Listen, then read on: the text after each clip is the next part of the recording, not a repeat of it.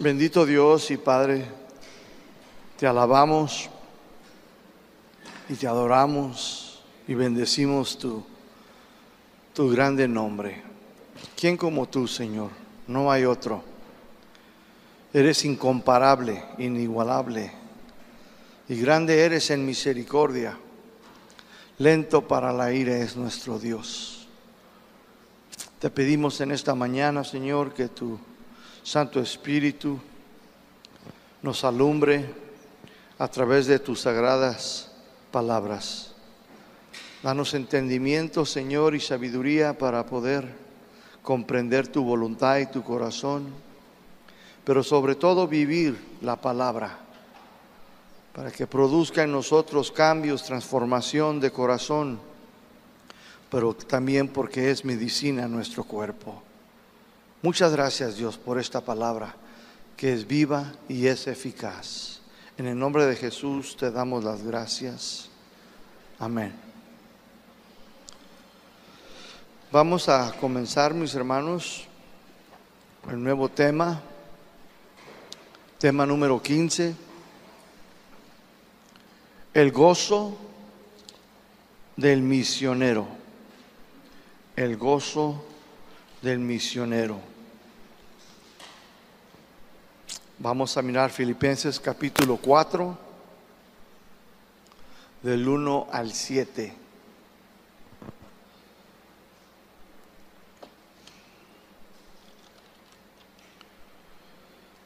Nosotros ya miramos varios temas, bastantes, son 15. Pero empezando el capítulo 4, que es el último capítulo, últimamente nos habló Pablo, el misionero de Cristo, ejemplo de crecimiento, de la importancia, ¿verdad? De la importancia del crecimiento, de la madurez en la vida del cristiano. Es de suma importancia que nosotros como cristianos crezcamos, maduremos. No podemos, no debemos quedarnos sin este crecimiento. Habrá un problema entonces muy serio cuando no hay crecimiento. Y pues esto nos lleva a que obviamente es pecado, rebeldía, estancamiento, por una razón. La voluntad del Señor es que todos sus hijos crezcan, y su voluntad es que crezcamos sanos en todo aspecto. Dice la Biblia que Jesús crecía en sabiduría y crecía en estatura y crecía, dice, en el favor de Dios y con los hombres. ¿Recuerda? Es lo que dice la Escritura. Jesús creció, mis hermanos, sano. Pues esa es la voluntad de Dios para nosotros, que crezcamos en sabiduría, en conocimiento, en estatura, en favor con Dios y también con los hombres. Qué bonito, ¿no? Poder crecer con el favor de Dios. Y por eso es bien de suma importancia aprender, mis hermanos, a aplicar la Biblia para poder crecer. Dice que Apolos, dice Pablo, yo sembré, Apolos regó y otros la andan regando, por decirlo. Dice, pero Dios es el que da, ¿qué? El crecimiento. Y el crecimiento sabemos que viene por medio de la obediencia. Si no hay obediencia, no hay crecimiento. Y cuando se dice obediencia, pues nos habla en todo aspecto. Entonces Pablo nos habló de la importancia del crecimiento de él, pero también nos aplica a nosotros. Después nos habló del misionero de Cristo, ejemplo a seguir, que esa es la meta, para que tú y yo lleguemos a ser, así como Pablo llegó a ser, un ejemplo. Tus hijos, tus vecinos, tu familia, ellos esperan a ver a Cristo en nosotros. Ya la gente hoy en día ya no quiere escuchar mucho el evangelio. Primero quieren ver a cristianos vivirlo. Quieren ver en nosotros el carácter de Cristo en nosotros. Por eso aquel tema se llamaba el misionero de Cristo, ejemplo a seguir, para que lleguemos a esa meta. Porque hoy en día hay muchos cristianos, en vez de dar un buen ejemplo, dan mal ejemplo. Y para los bebitos, para los que apenas están comenzando, pues el Espíritu Santo sí les permite el Espíritu Santo flaquear, fallar. Eso es normal en un bebito cristiano que acaba de llegar a la iglesia, tiene 1 año, 2 años, 3 años, pero ya cuando tienen más años, ya el Espíritu Santo no nos va a permitir. No nos va a permitir, porque ya sabemos, y al que más se le da, más se le requiere, porque espera que nosotros vivamos aplicando la palabra. Por eso debemos tarde o temprano llegar a ser ejemplos a seguir, que otros nos vean. Impacta más, mis hermanos, tu testimonio, tu vida, el evangelio en ti, que predicándolo. Porque uno puede predicarlo y estar viviendo lo contrario. Hay poquito poder. El evangelio siempre hay poder. Por eso en muchas iglesias donde hay doctrinas todas mixtas, cuando oran en el nombre de Jesús, hay sanidad. ¿Por qué? Porque hay poder en el nombre de Jesús. No es su cristianismo, es poder bajo o detrás del nombre de Jesús. Y Jesús va a obrar, porque su nombre es poderoso. Pero hay personas que pueden estar todas desubicadas y su vida no da con lo que predican. Y eso es triste, porque predicamos una cosa, pero nuestra vida dice otra. No, debemos de llegar a ser ejemplos a seguir. Y el tema de hoy, mis hermanos, vamos a ir a Filipenses capítulo 4, el gozo del misionero. Déjeme abro aquí mi computadora. Vamos a hablar de este gozo de misionero y también vamos a ver de cómo nos aplica a nosotros. ¿Cómo es que a nosotros nos aplica? Y esto es lo que queremos aprender nosotros en esta mañana. Amén. Tema número 15. Dice así la palabra del Señor en el versículo 1. Así que, hermanos míos amados, deseados, gozo y corona mía, estad así firmes en el Señor, amados. Otra traducción dice así: por eso, mis queridos hermanos, a quienes deseo ver, amados míos, mi alegría y mi premio. Cuando habla de corona, habla de un premio. No está diciendo que nosotros somos la corona literalmente. No, nosotros le pertenecemos al Señor Jesucristo. Él es nuestro pastor. Pablo aquí, mis hermanos, en versículo 1, deseaba ver a los hermanos de Filipo. Los amaba, eran su corona, su premio. Esta era su recompensa, mis hermanos. Ver cómo esta iglesia crecía y maduraba en el Señor. Esta era su recompensa. Esta era lo que lo hacía a él, mis hermanos, alegre, contento, gozoso. ¿Usted cree que el pastor de su iglesia local no se va a regocijar cuando los vea a ustedes crecer, madurar, estables, firmes, que están creciendo en un equilibrio, que no se están yendo a otro extremo y que tampoco se están yendo al otro extremo? Porque podemos como cristianos irnos a dos extremos. Te dicen: hermanos, pues vamos a edificar la iglesia, estamos comprando, y tú dices: no, pues sí, cierto, y pues me costó mucho mi salvación, la muerte de Jesús, Y te puedes ir al extremo cuando dices tú, no, pues voy a darlo todo, todo lo que tengo. Vas al banco y sacas todo, das lo de la semana y los niños se quedan con hambre porque tú amas tanto al Señor y lo diste todo. Y luego después viene el de la luz, te la cortan, viene el del gas. ¿Por qué? Porque te fuiste al extremo.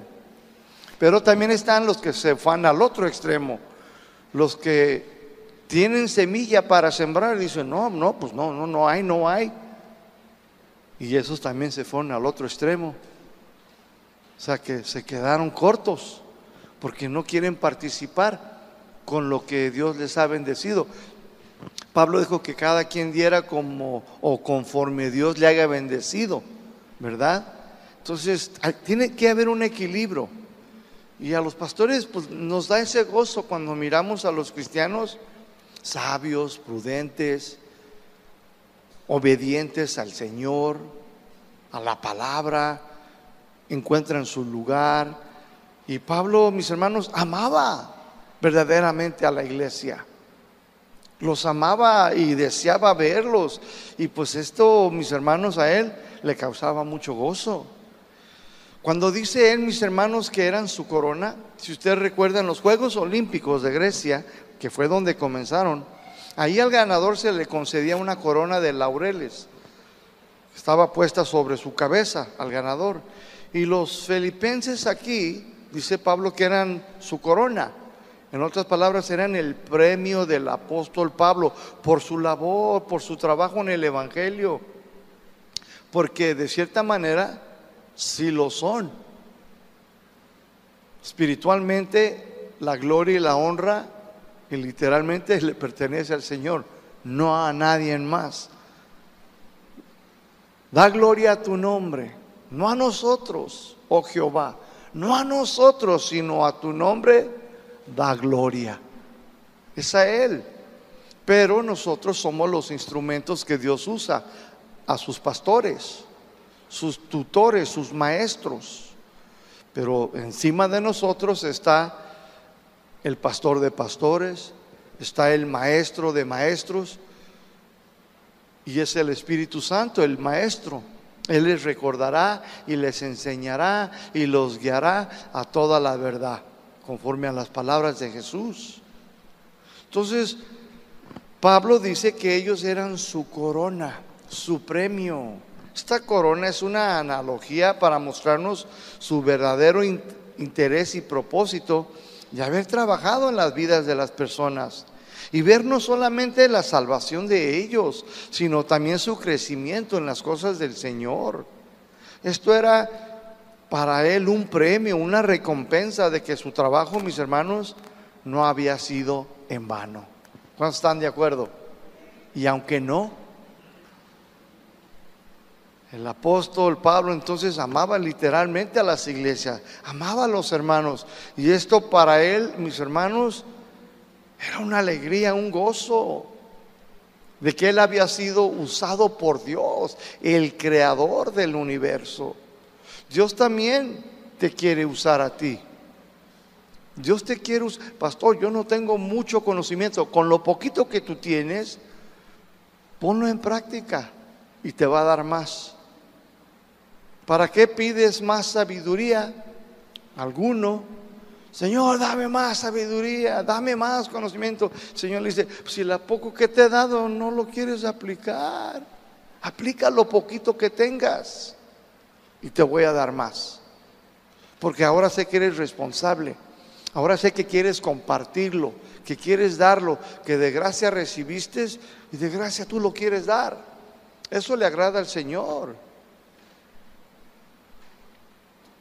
Entonces, así también nosotros debemos estar alegres, mis hermanos, de poder participar en la vida de las demás personas. Y nuestro premio no debería estar en los bienes materiales, sino en la salvación, en el crecimiento de los demás, en las cosas del Señor, no en lo terrenal. Nuestro gozo, nuestra alegría debe de ser de que tú les estás enseñando como yo lo hago a ti, tú vas y lo haces a los demás. Y esto es lo que traía gozo a Pablo. Así también nosotros. Esto debería ser, mis hermanos, nuestra alegría, nuestro premio también. Y no estar esperando la bendición de Dios por esta labor. Pues para esto fuimos llamados, para ganar almas para el Señor, para ayudar a la gente, para prepararlos. ¿Para qué? Para la obra de la iglesia de Dios.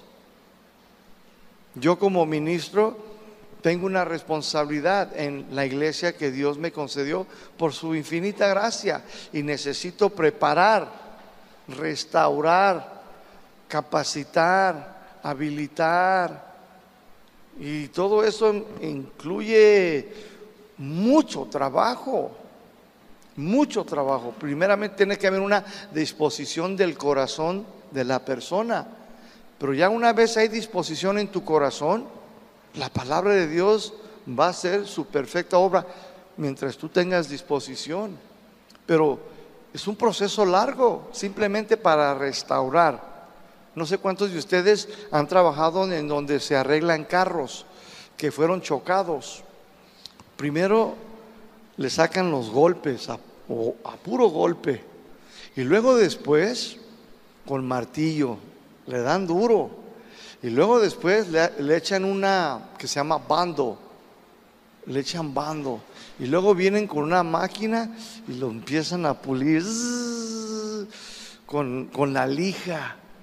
Y luego después tiene que mirar y echarle agüita y más lija, y a veces más bando, porque acá quedó todavía sumido. Y luego tienes que primearlo al último, primearlo en la primer mano, y luego después ya lo pintas.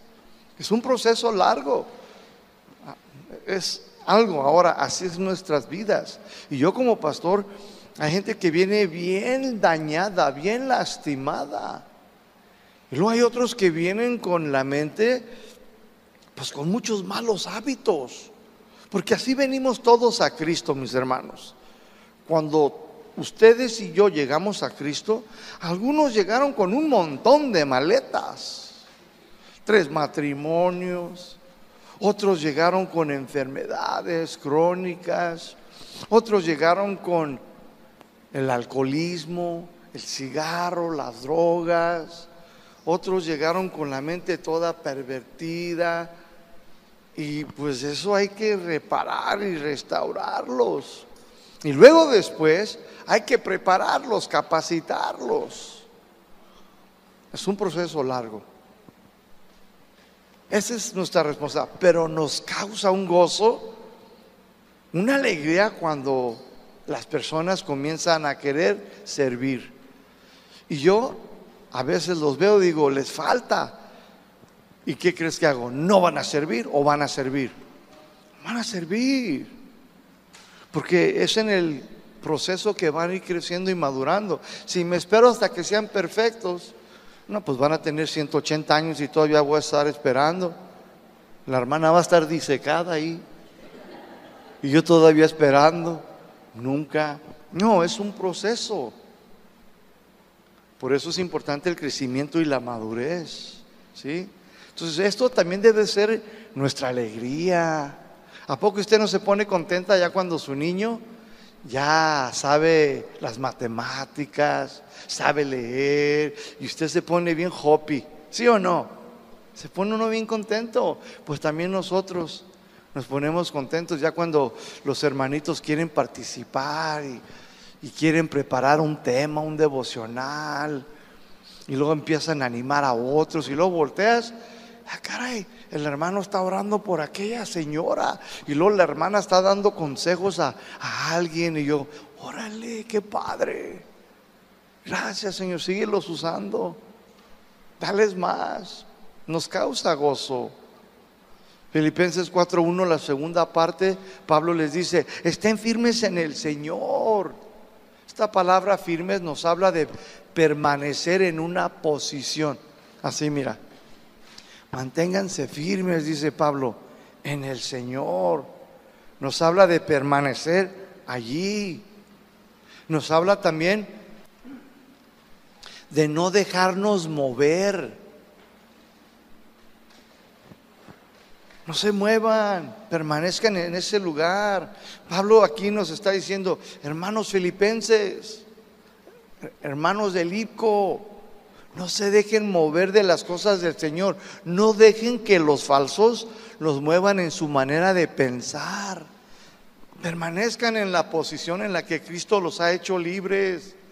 Permanezcan en un lugar donde haya sana doctrina. Algunos hermanitos no permanecen firmes, se han dejado mover por otros que solamente pervierten el evangelio de Cristo. Algunos creyentes no han permanecido en la posición en la que Cristo los ha hecho libres. Siguen a todos atados a muchos rituales y ceremonias de hombres. Otros no permanecen en un lugar, andan de iglesia en iglesia en iglesia, que parecen chapulines. Andan buscando al pastor ungido de Jehová, buscando los milagros, las bendiciones del pastor. Te quito tu cash. Eso no es bueno, no es sano.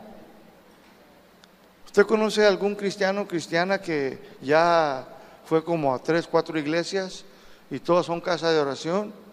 Eso no es bueno, no es sano. No es sano. Dios nunca va a hacer nada en tu vida de esa manera. El mover en otra casa de oración puede ser diferente. Es la misma doctrina, pero el mover allá es diferente. Allá pueden tener el pastor, Dios le puso una visión para la adoración, la alabanza, el evangelismo. Pero acá el Señor puede ser simplemente para levantar maestros, misioneros. Puede tener una carga diferente. Sí, todas son la misma en doctrina. Deberíamos, ¿verdad? Pero en llamado puede ser diferente. Pero ahí andan unos cristianos aquí y allá. Yo les digo, Dios no te puede usar así. Primero, nadie te conoce. Segundo, tu testimonio pues no va a ser firme, porque andas aquí y andas allá. Dios no va a usar a nadie. En una iglesia donde usan a las personas, son iglesias que son de allí, que la gente conoce su testimonio, su vida. En Hechos capítulo 6 dice que escogieron a 6 varones. ¿Por qué los escogieron? Necesitaban tener 3 cualidades: nacidos de nuevo, llenos de sabiduría, ¿y qué más? Y buen testimonio. ¿Sí o no? Entonces esas cosas se tienen que ver. ¿Y cómo las voy a ver si andan de chapulines? No. Pero la palabra es la palabra, te pueden decir. Adoro a Dios allá y hasta en mi casa lo adoro. No es el orden. ¿Quién es tu pastor?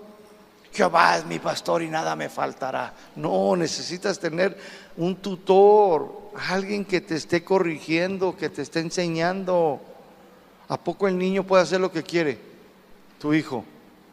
¿A poco tu hijo anda de casa en casa? Yo no le hago caso, nomás a mi papá. Pues váyase con su papá. Pablo nos exhorta a que permanezcamos firmes en el Señor, en las verdades del Evangelio. Permanezcan en las verdades. No anden para allá y para acá. No dejen que nadie los mueva. Manténganse firmes. Filipenses 4:2. Pablo les dice aquí: ruego a Evodia, más bien doña Elodia. Dice: y a Santique, que sientan lo mismo en el Señor. Versículo 3: asimismo te ruego también a ti, compañero fiel, que ayudes a estas que combatieron juntamente conmigo en el Evangelio, con Clemente también y los demás colaboradores míos. Estos dos van de la mano, el versículo 2 y el 3. En otras palabras, Pablo le dice: te suplico. ¿A quién le está pidiendo esta súplica? A Evodia y a Santique, que se pusieran de acuerdo como hermanitas en el Señor. Y a ti, dice, mi fiel compañero de trabajo, te pido que las ayudes para que se reconcilien.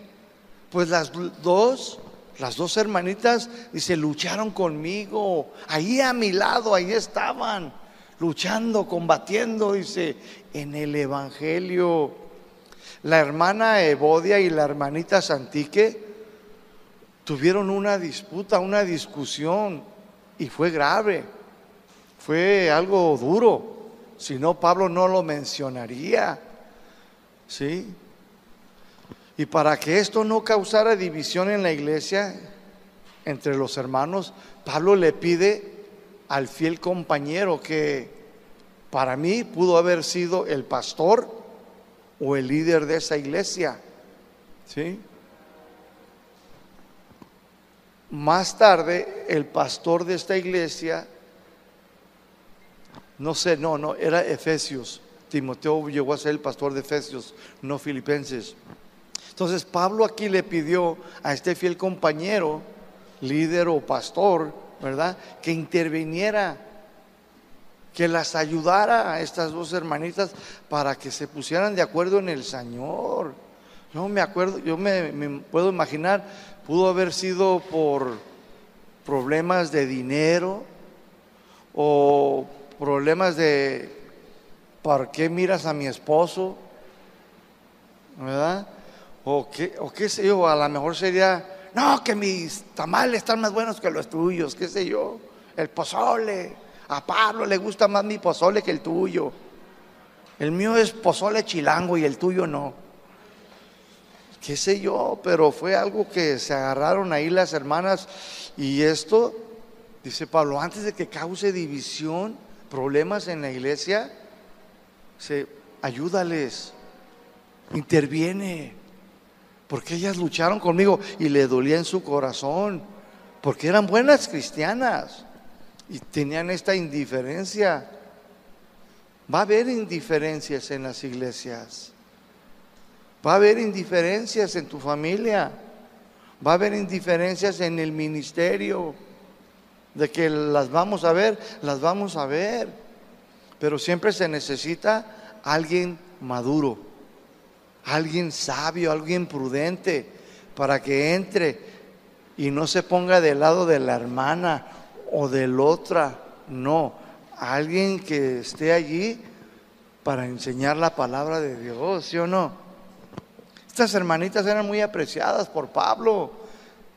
Las dos habían participado con él en la predicación del evangelio. Las dos habían participado quizás en los maltratos de la gente. Quizás hasta padecieron algunas necesidades por andar con Pablo anunciando la palabra de Dios. Quizás hasta las dos les dieron una correteada. Pablo dice que las dos habían combatido con él, o sea, luchando, o sea, predicando. Y cuando habla de combate, habla de que pudieron haber pasado por cosas muy difíciles. Ya ve que en aquellos tiempos no solamente eran los judaizantes, sino también eran la gente del mundo, y también eran los romanos que estaban en contra del evangelio. Era una cultura que chocaba con los romanos, con la decencia, la santidad, chocaba con la manera de los romanos de vivir. Pablo dice, no, estas hermanas las aprecio tanto, estuvieron conmigo. Esto nos dice, mis hermanos, que las hermanas llegaron a tener algún ministerio dentro de las iglesias. Yo en las iglesias que Dios me ha dado para ahí pastorear, hay hermanas en el ministerio y son muy apreciadas. Sus opiniones son siempre aceptables. Siempre, nunca rechazo a las hermanas. Yo estoy de los que entienden la palabra de Dios y sé que Dios escogió varones para llevar la obra del ministerio. Pero en la historia podemos ver que mujeres llegaron a tener también, mis hermanos, ese puesto. Son muy pocas, pero llegaron a tenerlo. En la segunda carta de Juan, dice a la señora elegida. ¿Quién es la señora elegida? Dice, he visto a algunos de tus hijos que andan conforme a la verdad. Esta señora era la encargada de la iglesia. Y tenía hijos. ¿Cuáles hijos? ¿De carne y hueso? Eran hijos espirituales o hijos en la carne. Sea lo que sea, mis hermanos, andaban en las verdades, porque ella las había enseñado. Porque sí hay lugares y personas que dicen que la mujer no puede pastorear una iglesia. Yo no soy Dios para decir que no. Y nadie tiene derecho. En la historia de la iglesia primitiva, en la Biblia lo encontramos, que había mujeres que tenían ministerios. Y aquí vemos a Santique y a doña Elodia. Tenían un ministerio con Pablo. No nomás crea usted que andaban ahí evangelizando de misioneras. Pudieron tener el ministerio de la cocina, qué sé yo. A lo mejor por ahí vino la bronca, que a ti se te queman las tortillas, a mí no, qué sé yo.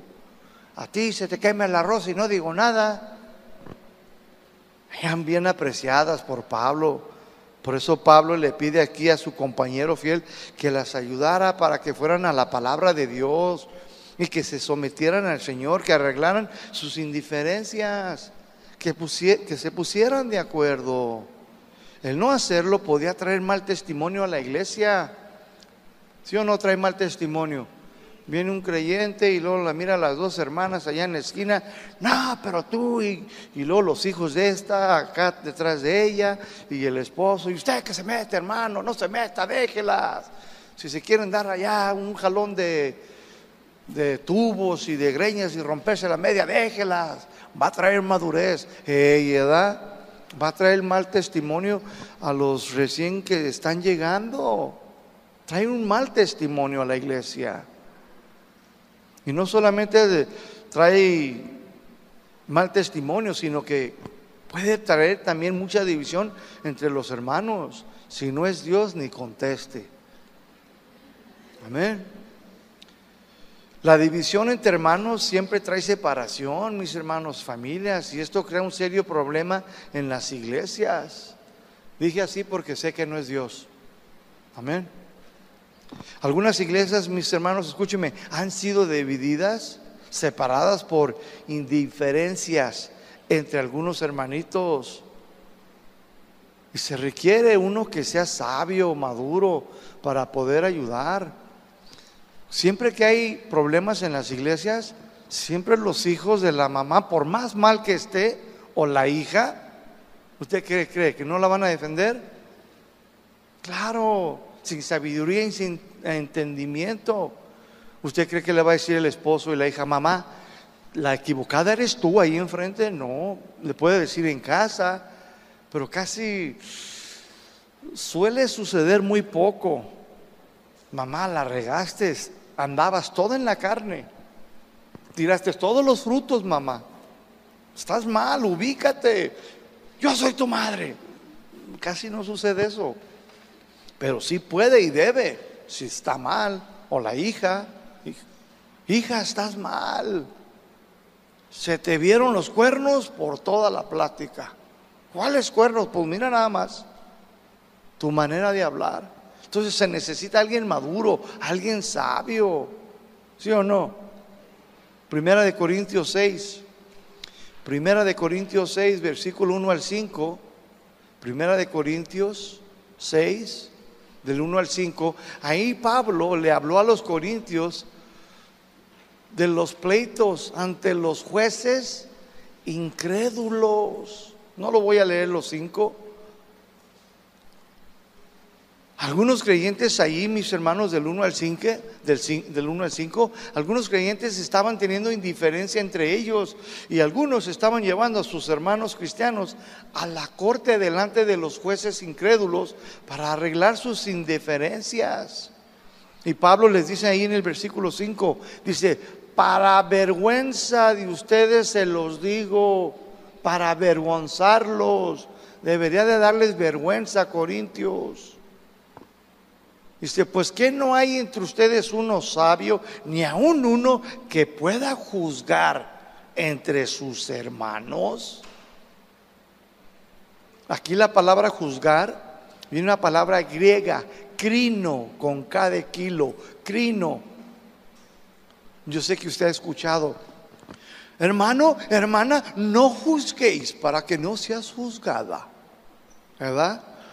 Pregunto, ¿podemos nosotros los cristianos juzgar a los hermanos? A algunos los miro medio, no, sí. Mire, sí podemos y sí debemos, pero primero hay que estudiar qué significa la palabra juzgar. La palabra juzgar, crino, significa ser jueces. Ser jueces para decidir, para determinar, para resolver. ¿Cuántos de ustedes han estado en prisión? ¿No más 2? ¿Y usted, hermana? No, dice. Bueno, ahí ¿quién es el que toma la decisión? El juez. ¿Sí o no? Y él está ¿qué? Decidiendo. Él va a hacer una decisión conforme a tu caso, tu situación. ¿Sí o no? Nosotros, mis hermanos, podemos juzgar, no podemos condenar, porque también significa condenar. Eso le corresponde ¿a quién? A Jesús, al Señor. Yo no puedo condenar a nadie. ¿Quién soy yo para condenar? Pablo mismo dijo, y esto que ustedes han hecho, dice, es de condenar. Pero dice, es de condenar. No dijo, yo condeno. Hay que leer bien. Fue cuando aquel joven en 1 Corintios 5 se metió con su madrastra. Dijo, esto, dice, ni se oye entre los incrédulos. Este hecho, dice, es de condenar.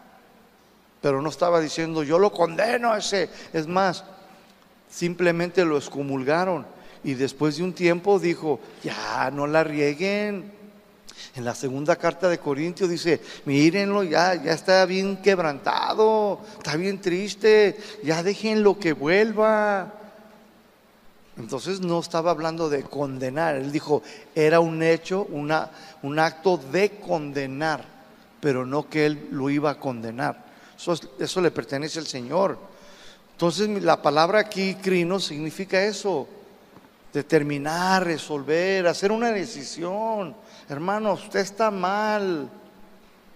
Cuando alguien en el ministerio la riega y fue algo así grave, entonces yo voy con él y digo, hermano, siéntate por un tiempo. Estoy ¿qué? Juzgando.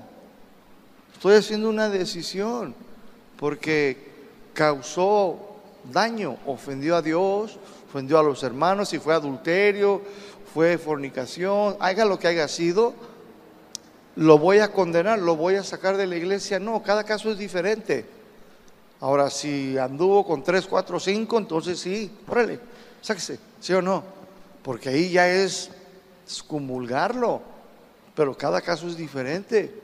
Pero sea cual sea, debemos de decidir, determinar, resolver, buscar el bienestar de la iglesia, el testimonio de la iglesia. Entonces tenemos que ayudar a los que tienen indiferencias en la iglesia. Tenemos que ayudarlos a resolver, mis hermanos, sus situaciones. ¿Con qué? ¿Cómo? Con las normas de Dios, que deberían de ser humildes y no siempre tienen que tener la razón, o siempre tienen que ganar. Ahí mismo en 1 Corintios 6, miren el versículo 7, dice, ya es una falta que tengan problemas entre ustedes. Estoy leyendo de otra versión. Dice, ¿por qué no sufren el ser ofendidos? A ver, si te ofendió, ¿sabes qué? Acéptalo. Está mal el que te ofendió, sí, pero súfrelo, aguántate, dáselo a Dios. Lo dice, continúa, dice, ¿por qué no sufres mejor el ser defraudados?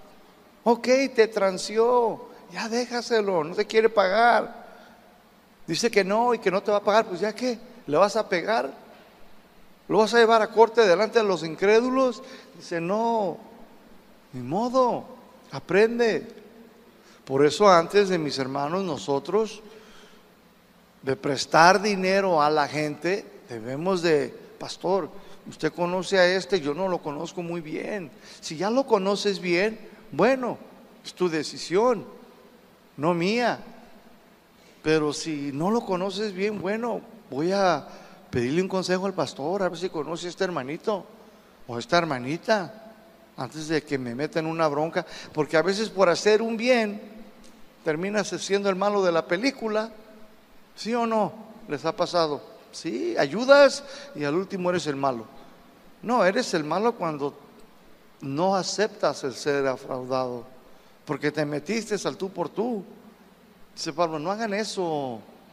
Y es lo que se debe de hacer cuando haya indiferencias con los hermanos en las iglesias. Nosotros los cristianos entonces podemos juzgar asuntos de problemas entre los hermanos en la iglesia, pero debemos de ser sabios, debemos de conocer las normas de Dios y edificar a los hermanos y no ser partidarios de nadie. ¿Cuántos están de acuerdo? Podemos, mis hermanos. Mira, si te vas a meter, pero no es para edificar, ni te metas. Calladita te miras más bonita. Calladito te miras más bonita. Si no tienes nada bueno que decir, no le entres. Que lo que salga de tu boca sea de edificar, que lo edifique al problema, la situación. ¿Sí o no? Por eso se requiere alguien sabio, alguien maduro. Así es de que si tienen un problema, nunca vayan con los hermanitos ahí recién llegados a la iglesia, o no vayas a los del mundo a pedir un consejo. No, busca a tu pastor, busca a alguien maduro. Vas con los del mundo, ¿qué crees que te van a decir? Dale un levantón. Yo conozco a alguien. ¿Qué es eso? Hombre, dale un pedacito de ti. Dile que tú eres un Rodríguez, que no sabe quién eres. Ay, no, mis hermanos. Filipenses 4:3, segunda parte, cuyos nombres están en el libro de la vida.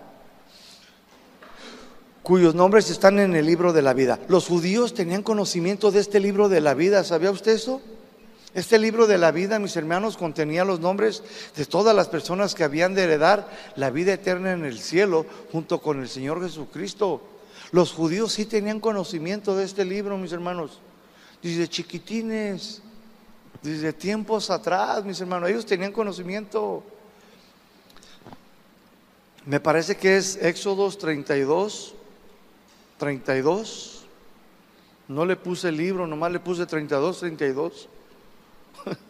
Pero me parece que sí es Éxodos 32. Dice, pero yo te ruego que los perdones. Si no los perdonas, borra mi nombre del libro que has escrito. Este es cuando Moisés, mis hermanos, bajó del monte y encontró a Aarón y a todo el pueblo de Israel adorando el becerro, idólatras.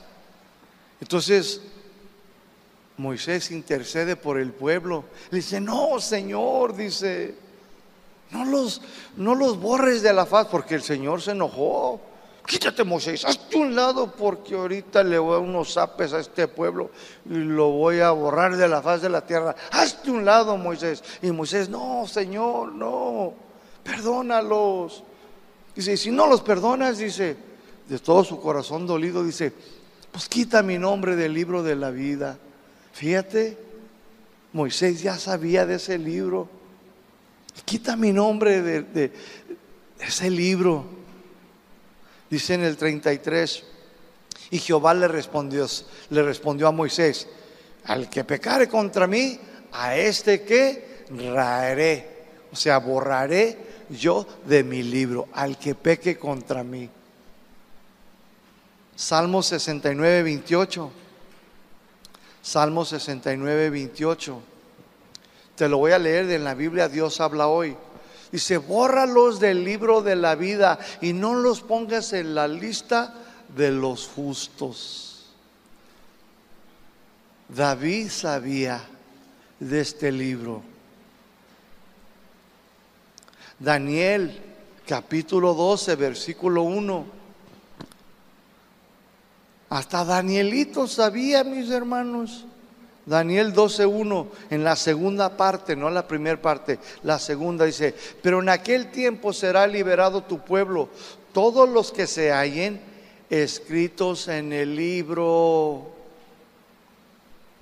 Todos los que sus nombres estén escritos en el libro de la vida, seremos liberados, mis hermanos. ¿De qué? De la ira de Dios. ¿Cuántos dicen amén? De la ira de Dios. Apocalipsis 21:7. Apocalipsis 21:7. No entrarán en ella ninguna cosa inmunda en el cielo. Dice, o que hace abominación y mentira, sino solamente los que están inscritos en el libro de la vida del Cordero. Este es Juan, el amado, escribiendo esto. Juan, el apóstol. Él sabía también. Entonces, algunos hombres de Dios del Antiguo Testamento y Nuevo Testamento alcanzaron a entender que Dios escribiría los nombres de aquellos que creerían en el sacrificio de Cristo, y que sus nombres estarían en el libro de la vida, también conocido por el libro de los justos. Moisés, David, Daniel, Juan y muchos más habían recibido revelación de parte de Dios acerca de este libro, que mantenían los nombres de las personas justas, que por medio de la fe heredarían el reino de los cielos. La nación judía había sido instruida en este tema, en particularmente los fariseos y saduceos. Ellos creían que por su religiosidad sus nombres estarían en el libro de la vida. Creían que eran hombres justos solo por participar de las leyes ceremoniales y rituales, y nosotros sabemos que no es así, es por fe. ¿Cuántos dicen amén? Filipenses 4:4. Regocíjense en el Señor siempre. Otra vez les digo, regocíjense. La palabra regocijar significa, en griego se pronuncia jairo, estar alegres, feliz, contentos. Pablo dice, estén alegres, estén contentos siempre. Y otra vez les digo, estén felices, alegres. ¿Por qué deberían de estar felices y alegres y contentos? Porque sus nombres, mis hermanos, estaban escritos en el libro de los justos, en el libro de la vida eterna. Por eso tú debes de estar ahorita gozoso, gozosa, alegre, contenta. Pero pastor, me quedan 20 años para vivir. Pues gózalos. Me quedan 5, a todos nos queda algo. Gózalo. Pero pastor, soy madre soltera y gózalo más. Ponte alegre, ponte contenta. Ay, pastor, yo nunca me he casado, me falta mi media mitad. Pues gózate. ¿Por qué? Si viene mañana Cristo, vida eterna. No vas a tener que soportar y aguantar al cocodrilo del marido. Be happy. Dice Pablo, ponte contento. Pastor, viera cómo yo padezco de esta enfermedad desde joven. Ponte contenta, ponte alegre. No, pastor, me es bien difícil. Me he gastado tanto dinero y viera cómo duele y sufre. Está bien, sí es cierto, no discutimos eso. Pero gózate, ponte contenta. No es para siempre. No es para siempre. El llanto puede durar en la noche, pero el gozo vendrá en la mañana, cuando aparezca en la nube el Hijo de Dios, junto con los ángeles, para llevarte por los siglos de los siglos. Gózate, ponte contenta que tu nombre está escrito en el libro de la vida. Pase lo que pase, mis hermanos, deberíamos de estar contentos, ¿sí o no? Lucas 10:20, mis hermanos, anótelo ahí. Lucas 10:20 dice, no se pongan felices, contentos de que los espíritus malignos se sujetan a ustedes, sino más bien pónganse felices, alegres, que sus nombres están escritos en los cielos. Eso sucedió un día que los discípulos volvieron. Dijeron, Señor, Señor, ¿qué crees? Los demonios, dice, nos hacen los mandados, se someten y huyen de nosotros. Y bien contentos los discípulos. Y unos brincaban de gozo. Y dice Jesús: hermanos, hijos, espérense, pónganse contentos. No, está bien, pónganse contentos porque los demonios les obedecieron. Y ustedes pudieron obrar y Dios a través de ustedes sanó. Pero en verdad, pónganse más contentos porque sus nombres están escritos en el libro de la vida. Dice el Señor, por eso deben de ponerse contentos. Sí, ya sé, hay poder en mi nombre, soy el Todopoderoso. Sí, yo sé que a donde ustedes vayan, yo voy a ir delante de ustedes. Ok, pero gócense que sus nombres ya están escritos. ¿Sí o no, mis hermanos? Palabras de Jesús, mis hermanos. Qué sabio, ¿no? No deberíamos, entonces, no deberíamos estar felices, alegres por nuestros propios logros, mis hermanos. A veces nos ponemos bien contentos. Ay, ya en la universidad y todos hacen fiesta. Ese es un tipo de alegría y de gozo, sí. Pero ese no debe de ser tu mayor alegría ni tu mayor gozo. Ay, es que logré mis metas. Todas esas cosas son meramente humanas, terrenales. Esas cosas sí son importantes. No estoy diciendo que no lo son, mis hermanos, pero deberíamos de estar más alegres y felices, contentos, porque pase lo que pase en tu vida, nuestros nombres están escritos en el libro de la vida eterna, que estaremos con el Señor para siempre, por los siglos de los siglos. Amén. Filipenses 4:5. Que su gentileza sea conocida a todos los hombres. La palabra gentileza nos habla de ser amable, de ser suave, apacible, tranquilo, manso, no menso, manso, agradable, ubicado. Dice Pablo, que todos los hombres vean en ti, ¿qué está diciendo? El carácter de Cristo, que te pareces al Señor en su carácter, en su forma de ser. La gentileza hoy en día está en peligro ya de extinción. Ya la gentileza no se ve en las personas. Cada uno busca lo propio, lo suyo, su propio bienestar. Algunos van en el camión sentados y ven a una señora mayor, adulta, de pie, y se hacen como que están dormidos. Y otros voltean hacia la ventana, van así. Y la señora ahí parada, ¿verdad? O quizás una mujer embarazada y ahí está. Se hacen. Ya no hay gentileza. Ya no existe, mis hermanos. A algunos no se les puede decir nada, mis hermanos. O ni siquiera verlos porque luego quieren pleito. ¿Y tú qué me ves?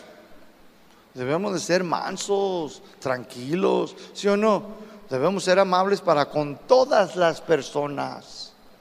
Sean cristianos o no, no debemos de expresar